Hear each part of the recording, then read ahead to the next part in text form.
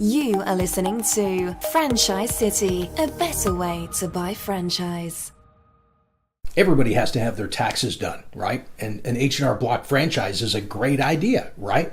I mean, they've got 70,000 employees. They've got 12,000 offices that do millions of returns every year. How could I fail? This video was a request. Thank you to subscriber Business Knowledge, who just 11 hours ago requested H&R Block. So here you go. True story, H&R Block was started at 3941 Main Street in Kansas City, Missouri, which was most recently somewhat of a dive bar named Harling's Upstairs that seems to now be permanently closed. And it all started there in a single cubicle that at the time cost $50 a month in rent and grew to the thousands of locations that we see today. The company started as United Business and actually started by offering a number of services that ranged from window decorating to secretarial help. So H&R Block today, certainly one of the most well-known franchises, was started in 1955 by Henry and Richard Bloch. Yes, the names are actually spelt with an H, not Block with a K. Henry, at the time, he was in the Army, had a desire to start a small business. Good for him. He and his older brother, Leon, borrowed $5,000 and opened the business in Kansas City. Now, initially, the business didn't work out. Older brother Leon bailed out, and he actually pursued a degree in law. Henry didn't give up, though. He didn't admit defeat, and I hope you're taking notes. He placed a classified ad that sought help for his business. Now, funny thing is, his mom replied to the ad and said, hey, why don't you hire your younger brother, Richard? Now, at the time, the company was called United Business. They then changed it to H&R Block for obviously Henry and Richard, dropping the H in the last name so no one would pronounce it Bloch. Now, they placed some ads, and from there, the business just took off. So the Blochs wanted to open a store in New York. None of them wanted to move to New York, so they decided to sell the territory, and that was the first H&R Block franchise. Now, they grew quickly. They actually went public in 1962, and Henry always regretted taking the company public, but he said it was the thing to do at the time. It's really a great success story. Love the fact they never gave up. They kept going, and they seem like really good guys. But let's take a look at today and how H&R Block measures up as a franchise investment. So H&R Block has actually done some relatively silly things. In 2005, they publicly admitted they had overstated earnings by $91.1 million. Then another accounting mistake shortly after led to almost $32 million owing in back taxes. Now, obviously, mistakes to the tune of over $100 million are particularly alarming if you are an accounting company. Now, not long after that, H&R Block sent free copies of tax cut software to their customers. Nice gesture that would have been nicer if they had not mistakenly included the customer's social security numbers on the labels. True story. Now, the following year, H&R Block were sued for their famous refund anticipation loan, stating that it was deceptively marketing high-cost refund anticipation loans as tax refunds and were mostly aimed at low-income earners. Now, that resulted in a $4.85 million settlement and a few more million in restitution and penalties.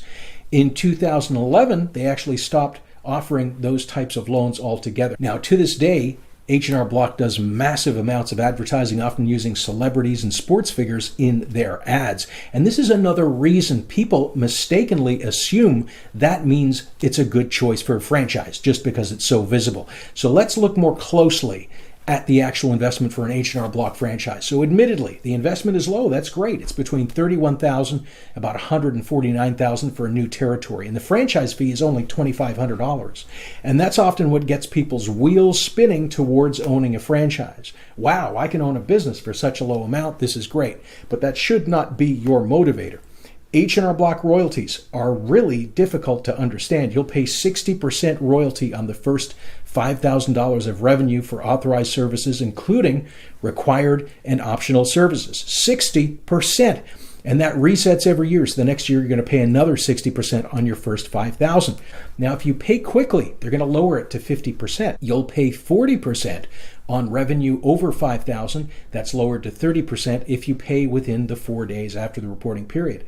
But all revenue in any calendar year in excess of the average revenue of the franchisees for the 2 previous calendar years, you'll only pay 20% until you have completed 2 tax seasons. No, it's not just you. I have absolutely no idea what that means either. Now, right below it states business services are 15% or 10% if paid after 4 days. You're also obligated to participate in the Peace of Mind program with a 20% royalty and $50 deductible.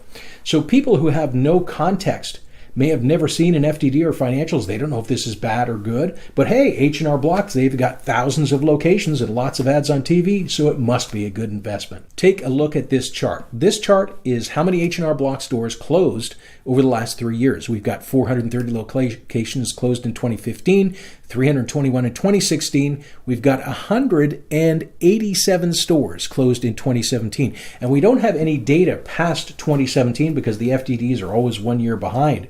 But if we check the news, we see that H&R Block plans to be closing another 400 stores. And stores continuously closing obviously is a big red flag. Now, next up is the fact H&R Block does not have any earnings noted in their FDD, their franchise disclosure document. Now, this data is optional for franchises to list, and it's not the end of the world if a company does not list them. However, we like to see some sort of financial data as it shows confidence on part of the franchisor for their financials. Not showing anything makes it look a little bit like they're trying to hide something, and it's a smaller but nevertheless concerning red flag. As of 2019, Happy Tax has filed suit against H&R Block, suggesting that their claim that upfront and transparent pricing is available only and exclusively from H&R Block advertisements is not true. Happy Tax has been offering upfront and transparent pricing since 2015, so that appears to be a bit of a false statement on behalf of H&R Block. Now, apparently Happy Tax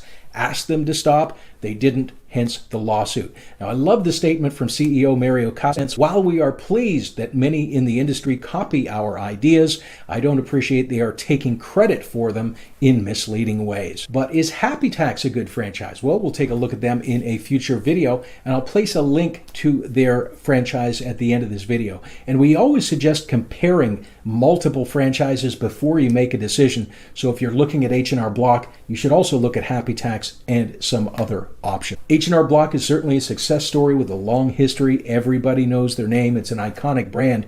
But are they reaching the saturation point of their business cycle? Are they the best choice right now for a tax franchise opportunity?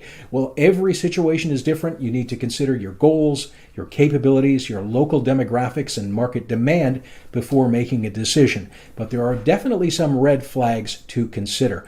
And again, we suggest buyers compare several franchises, and we actually have free tools that will help you to do that. I'll place a link above to learn more, and I'll place the link to learn more about Happy Tax right here on the side. Please like and subscribe. Thank you for watching.